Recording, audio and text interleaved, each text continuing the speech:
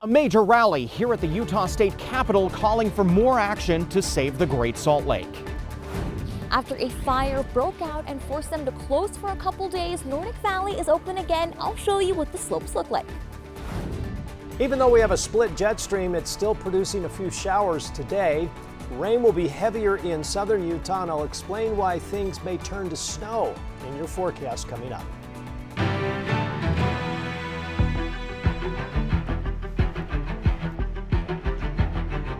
Thanks so much for joining us. I'm Amy Nay, and we begin Fox 13 News live at 5 with some breaking news just into our newsroom. Unified Police are now investigating a woman's death in Mill Creek as a homicide, and we have learned that a man is in custody in this case. Here's what we know so far. It was 6:20 this morning when dispatchers got a call about a body found near a dumpster at 3994 South, 300 West in Mill Creek. That's where officers then found the body of 25-year-old Esperanza Chavez with a gunshot wound. Through observing surveillance video from a nearby business, detectives found out that a man driving a black truck dropped Chavez's body off near the dumpster just before 12:30 a.m. They identified the license plate of that truck and connected it to 46-year-old Fred J. Edwards. This incident is believed to be a culmination of a long history of domestic violence between Edwards and Chavez. This according to police. Edwards is in custody and we understand will be booked into the Salt Lake County Jail on murder charges. Now, if you or someone you know is experiencing domestic violence, we want to let you know free support is available 24/7. Just a reminder, here is a line you can call, 1-800-897-5465. You can also find resources from the Utah Domestic Violence Coalition at udvc.org.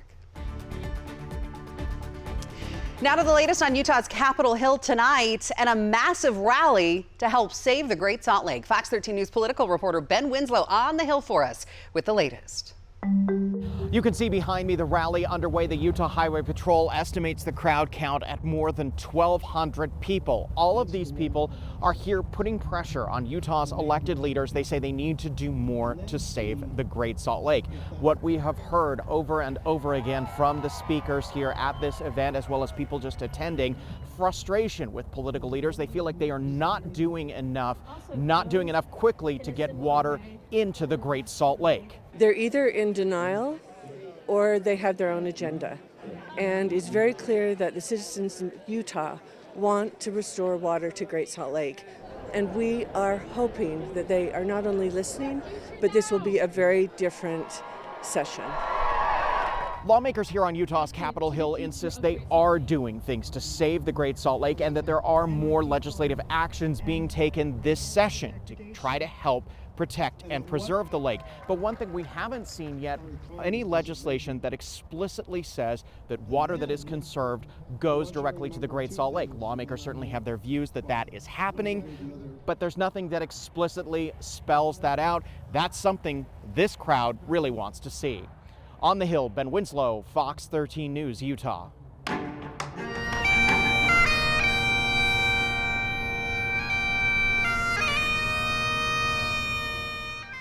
These are the sounds from another rally held at the Capitol earlier this morning. This one, the March for Life. Hundreds of people gathered together for an anti-abortion demonstration. Right now, Utah's trigger law, which would ban all abortions in the state with the exception of rape, incest, or health of the mother, has been held up in litigation before the Utah Supreme Court. Activists we spoke with say there's a long way to go when it comes to this controversial legislation. Decided that this year was probably best to lay a little bit low and let our trigger abortion law go through the courts. We've been on hold for a year and a half. Our focus is there, and so we're not doing anything big this year. We never know what might pop up from other legislators we don't know about, but to the best of my knowledge, it's going to be a pretty quiet year. Planned Parenthood of Utah will now comment on anti-abortion rallies like what happened today. Planned Parenthood reminds people that abortion remains legal in Utah up to 18 weeks. News out of southern Utah right now, where folks in St. George came together to celebrate the city's 162nd birthday. More than 850 people were served free root beer floats at this social hall in town. There are a lot of other free perks for residents there today as well. We make sure the art museum's free, The carousel, the train, Sandhala Aquatic Center's free, the rec center's free, and everybody can ride the bus today for free. It's just our way of saying thank you to the community and celebrating our birthday. Mayor Michelle Randall says today's event was a good way for people to meet their elected officials and their fellow neighbors. And it was a great day to get out in some areas, although some saw rain today, and I heard the mountains got a lot of snow. Let's check in with meteorologist Dan Pope for the latest on that. Hi, Dan. Hey, a little bit of a surprise in canyons of Park City, picking up about 4 inches and 5 inches of snow at Deer Valley Ski Resort. Right now, though, the sun is beginning to set. You can see in the Tooele Valley from the Oquirrh Mountains, it's fairly quiet. We do have a couple of showers on the Oquirrhs as we look from the Natural History Museum. This storm system is passing through, especially southern Utah, but the north saw some showers as well, and they kind of popped up and maybe even messed up your afternoon plans, but there's a nice back edge to this. But let's go ahead and look at it on our Doppler radar. Still snowing a bit up by Preston and also into the Bear Lake Valley. We have some precipitation falling in the Monte Cristo area, also snowing just a little bit going down towards the area of Strawberry Reservoir, Daniels Canyon, and also up over Soldier Summit. Heavier precipitation in southern Utah is falling in and around the St. George area. In fact, if we get a little bit closer, you can see snow falling in the mountains. And I did check the roads. They are snow-packed across SR 14. So got to keep an eye on that if you're traveling. I'll have more on additional snow and rain for the state, especially southern Utah, coming up just a bit. Taking a look at the Utah Avalanche Center's danger rating map, and our state seeing a real decline in the chance of a slide. Boy, last weekend it was pretty terrible. It was extreme all across the state.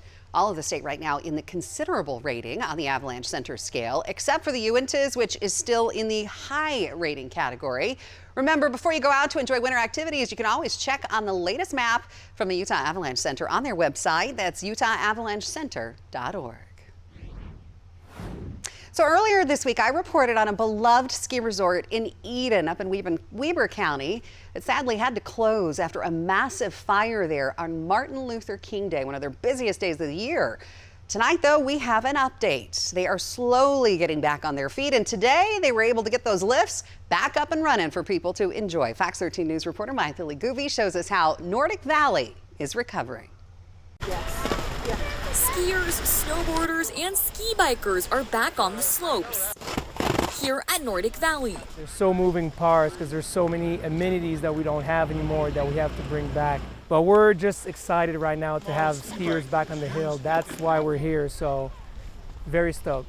On Monday, a fire destroyed the Nordic Valley Ski Resort Lodge, and they were forced to close. Just when the season was starting to pick up steam, with all the snow we had last week, having to shut down on Martin Luther King MLK Day was extremely hard. The Morrison family was on their way to ski here that day and found out that they couldn't. Everyone was super bummed and we felt bad for the Nordic family. But now that the resort is open, they, like many others, are back. It's great to be out here. It's great to be back. We were very surprised that they would have everything up and going as fast as they did. So that's awesome, and it's a great place for families. Nordic Valley was fully closed for just 3 days. Season pass holders could come back on Thursday, and everyone else was welcome back on the mountain on Saturday. It's fantastic. I mean, snow's pretty great today, so just thriving.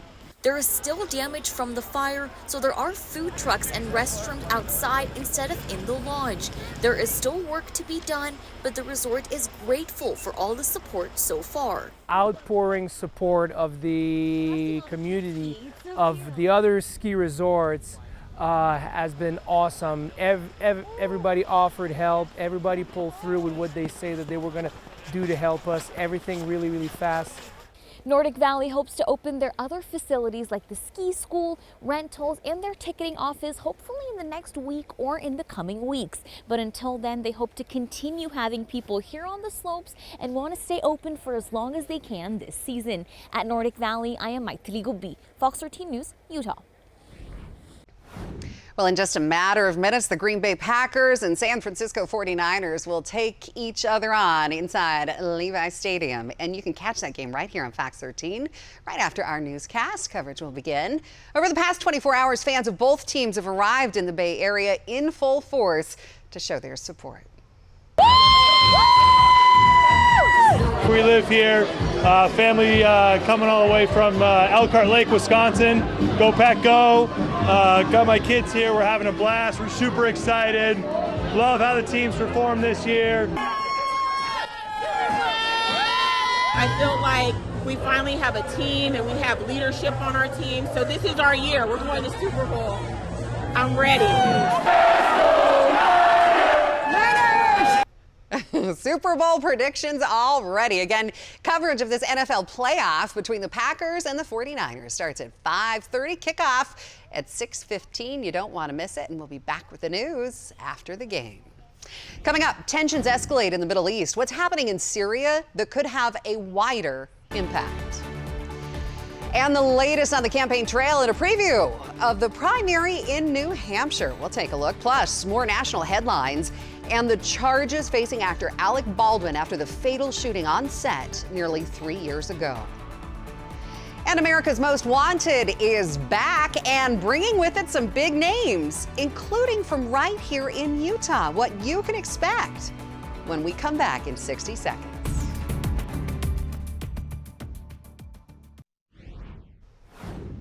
Welcome back. Taking a look at some world headlines right now, and at least 5 people were killed in an apparent Israeli missile strike on a building in Damascus, Syria today. This according to Iran state media. The news comes as the U.S. struck another Houthi target after the Iran-backed rebels continue to target commercial ships near Yemen. Rob Kirkpatrick has the latest in this growing conflict. Fears of an escalating conflict amid Israel's war in Gaza are growing after a missile strike hit a building in Damascus, Syria. According to the Islamic Revolutionary Guard Corps, 4 Iranian military advisors and members of Syrian forces were killed in what Iran deemed an Israeli strike. Israel Defense Forces declined to comment. Also on Saturday, U.S. forces struck and destroyed a Houthi anti-ship missile south of Yemen. Military officials say the missile threatened merchant and U.S. Navy ships in the Gulf of Aden. Meantime, the office of Israeli Prime Minister Benjamin Netanyahu reiterated his stance that Israel must retain security control over Gaza following the war against Hamas. This comes after a Thursday phone call with President Biden where Netanyahu appeared to reject the idea of creating a Palestinian state, adding to tensions between Washington and Jerusalem. A number of types of two-state solutions. There's a number of countries that are members of the UN that are still don't have their own military. A number of states that have limitations on them. And so I think there's ways in which this could work. The Prime Minister of Israel should have the ability to say no, even to our greatest friends, when he has to. Also on Saturday, U.S. personnel were injured in a rocket attack on Al-Assad Air Base in western Iraq. It was not immediately clear how many were injured or what their conditions were. Rob Kirkpatrick, Fox 13 News, Utah. The Islamic resistance in Iraq, an Iran-backed militia group, in a statement Saturday claimed responsibility for a missile attack on Al-Assad Air Base in Iraq in western Iraq. In the statement, the group emphasized its commitment to resisting American occupation forces in the region and cited the attack as a response to what they referred to as the Zionist entity's massacres against the Palestinian people in Gaza. Some national news, and actor Alec Baldwin has been formally charged with involuntary manslaughter. This is in connection with a deadly shooting on the Rust film set back in 2021. It's also the second time Baldwin has been indicted in the case. Cinematographer Helena Hutchins was killed, and director Joel Sousa was injured when a live round of ammunition fired from a prop gun held by Baldwin. Baldwin has maintained his innocence. Just days to go to the first in the nation New Hampshire primary, and we could see a much closer race than what we saw at the Iowa caucuses. Alexis McAdams has the latest. As we get closer to Tuesday's primary, former President Donald Trump and former Governor Nikki Haley are in the top 2 spots, while Florida Governor Ron DeSantis sits in a distant third. The former president steamrolled his rivals on the way to a record-setting victory in Iowa, but Trump faces a somewhat tougher test in the Granite State, where undeclared voters can vote in the primary. We just don't want you to take anything for granted. This is what I spent all last week saying. I sort of don't take it. Because we want to win by big margins. Meanwhile, this weekend, Trump picking up support from one of his former competitors in this race, receiving the endorsement of South Carolina Senator Tim Scott. Some saw that as a snub to Haley, who appointed Scott to his Senate seat back when she was the state's governor. We're seeing all the Washington insiders go towards Trump.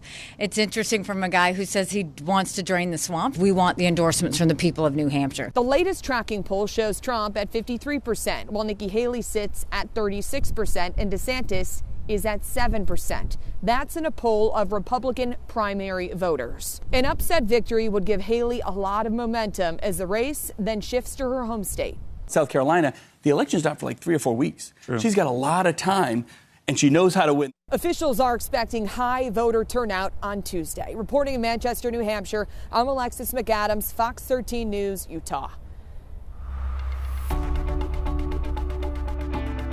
The groundbreaking true crime series America's Most Wanted is back. A new season premieres on Fox 13 Monday night at 7 o'clock. Now, the original host, John Walsh, is back, and this time he is co-hosting with his son, Callahan Walsh.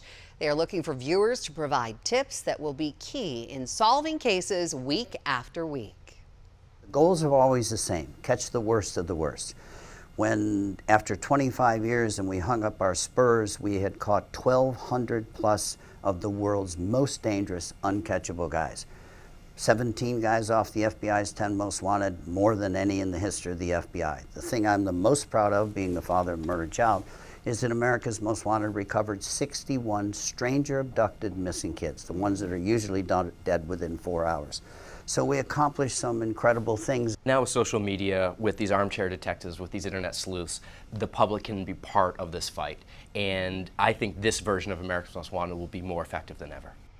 Pretty remarkable. And believe it or not, there's a Utah tie to all of this.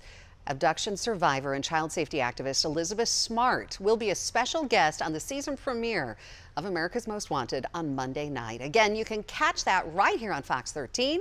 That's Monday at 7 p.m. But you don't have to wait for the very latest when it comes to your weather and your own personalized forecast, pretty much. That's what we get when we check in with Utah's Weather Authority meteorologist Dan Pope with all the details. You have a tricky job because this weather forecast is different depending on where you are all across the state. Indeed it is, because southern Utah will be hit harder in the next couple of days than northern Utah, and then later in the week northern Utah gets a chance to have a little bit more. So we it is all get a tricky. taste. Yeah, I mean, we have a big state, we cover a lot of areas, so we want to get right to it. Let me show you what it looks like right now in the Tooele Valley. This is off the Ochre Mountain Cam, sun setting over the horizon. We had those showers pop up and move through. They didn't amount to a whole lot here, but on the other side of the Wasatch, 5 inches of snow fell at Deer Valley, 4 inches at Park City, and we had about 1 to 2 inches at Alta and Snow Basin. So beautiful sunset right now, clouds kind of moving through. Here's that northern split. Let's go ahead and get in a little bit closer. Yep, it went right through. It's still precipitating just a little bit. You can definitely see it as we move in and see those showers popping through the area of Cache Valley.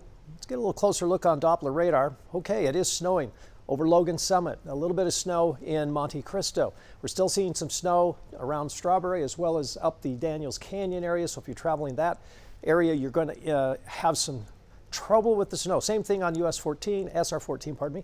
There is a bit of snow there, and also snowpack conditions near Bryan Head. A little bit of rain in Zion National Park.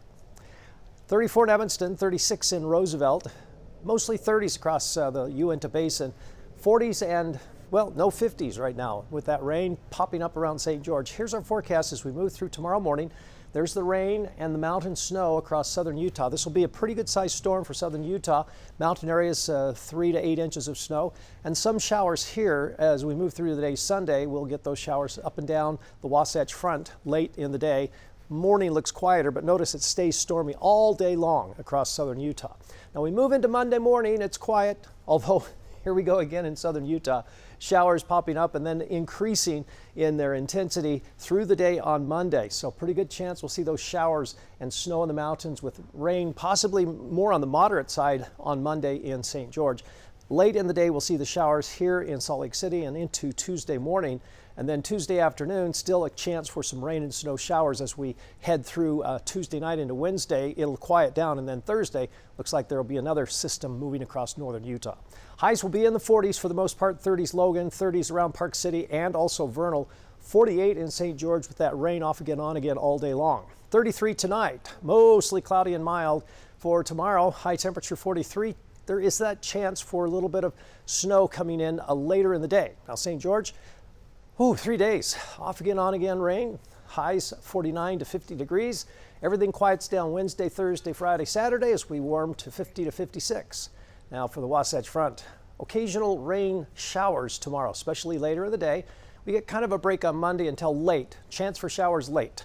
Now, rain and snow hit us on Tuesday with a pretty good chance that there'll be some heavier mountain snow totals and some snow on the benches as well. Wednesday's an in-between day with a high of 42. Notice your overnight lows are in the upper 20s and low 30s for the most part. Not really cold, certainly warmer than average, and the highs are still running 2 or 3 below average or above average. The normal high this time of the year is 39. So we'll be right about that average on Thursday when that snow moves in, and that is a snow in the valley kind of storm. If it's mixed with a little rain right on the valley floor, there is a pretty good chance we'll see some snow on the benches and definitely some snow in the mountains. That storm's a northwesterly flow, so could be anywhere from 6 to 12 inches. I think with this one Thursday night into Friday morning, we'll have a few showers Friday morning, and then Saturday turns partly cloudy and a high of 41. You know the weather forecast now because we've given it to you. Utah's Weather Authority always on top of it. Next in sports, college hoops on a Saturday, including BYU off to a great start at Texas Tech, plus local hoops as well. The Aggies at home, and who would win the in-state clash from Orem this afternoon? Right back.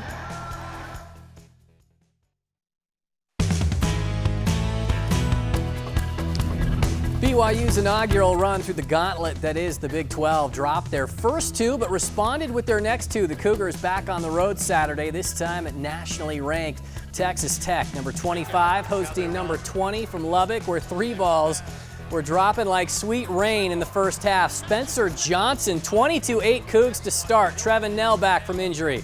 Misses, but Jackson Robinson doesn't after that kickback. Nell, he cans it this time. BYU shot 50% from the backwoods in the first half. They led by 16 at the half. The Red Raiders have since eaten into that a bit, but Blue still leads 53-44. Here's a shocker for you out of the Big 12 today. Tight one between number 3 Kansas and West Virginia. Patrick Sumnick, 82-81 Mountaineers, and then getting a keyboard at the very end off a missed free throw to put this thing away.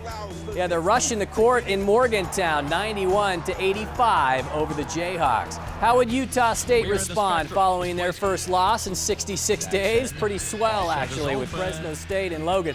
The Cache County kid, Mason Falslev, dials up a 9-point lead to start. Great game, great Osobor. Muscles one up, USU up a baker's dozen at the break. More Osobor.